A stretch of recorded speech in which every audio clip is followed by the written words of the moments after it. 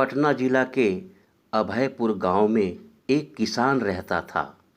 दिन रात मेहनत करके अपने परिवार का भरण पोषण किया करता था। घर में किसान की पत्नी और एक बेटा था।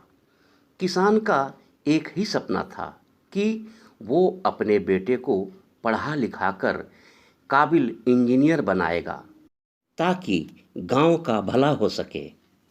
किसान ने अपने पुत्र को बहुत अच्छी तरह से परवरिश किया, उसे अच्छी तरह से पढ़ाया लिखाया तथा उसकी सभी शुभकामनाओं की पूर्ति की।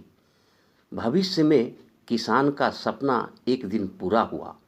उसका बेटा काबिल इंजीनियर बन गया। उच्च पद, सभी सुख सुविधाएं, अच्छा वेतन प्राप्त होने लगा। समय गुजरता गया। उसका विवाह एक सुलक्षणा कन्या से हो गया और उसका एक सुंदर बेटा भी हो गया। किसान पिता अब बूढ़ा हो चला था।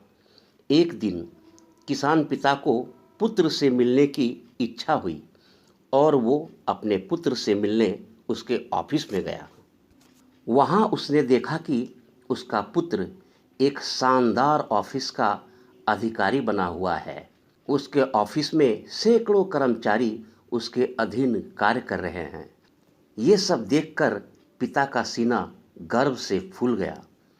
वो चुपके से उसके चेंबर में पीछे से जाकर उसके कंधे पर हाथ रखकर खड़ा हो गया और प्यार से अपने पुत्र से पूछा, इस दुनिया का सबसे शक्तिशाली इंसान कौन है? बेटे ने बड़े प्यार से हंसते हुए कहा, मेरे अलावा कौन हो सकता है पिताजी?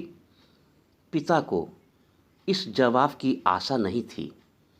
उसे विश्वास था कि उसका बेटा गर्व से कहेगा, पिताजी, इस दुनिया में सबसे शक्तिशाली इंसान आप हैं, जिन्होंने मुझे इतना काबिल बनाया। किसान पिता का आंखें छलछला आई। वो चेंबर के गेट को खोलकर बाहर निकलने लगा।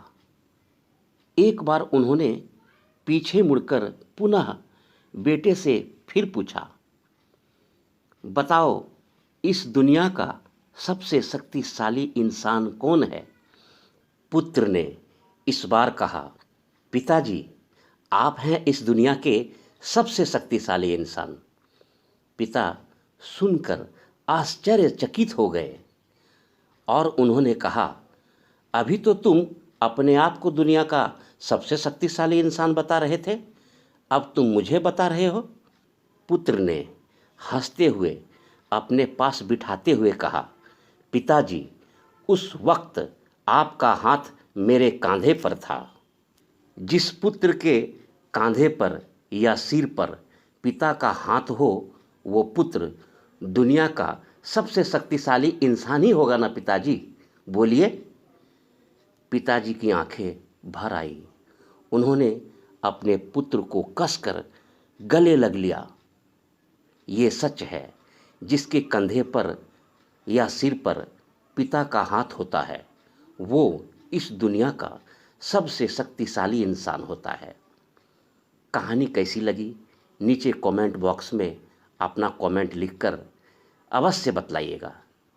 लाइक भी कीजिएगा, शेयर भी कीजिएगा और यदि चैनल को सब्सक्राइब नहीं किए हैं तो चैनल को अवश्य सब्सक्राइब कर लीजिएगा। धन्यवाद।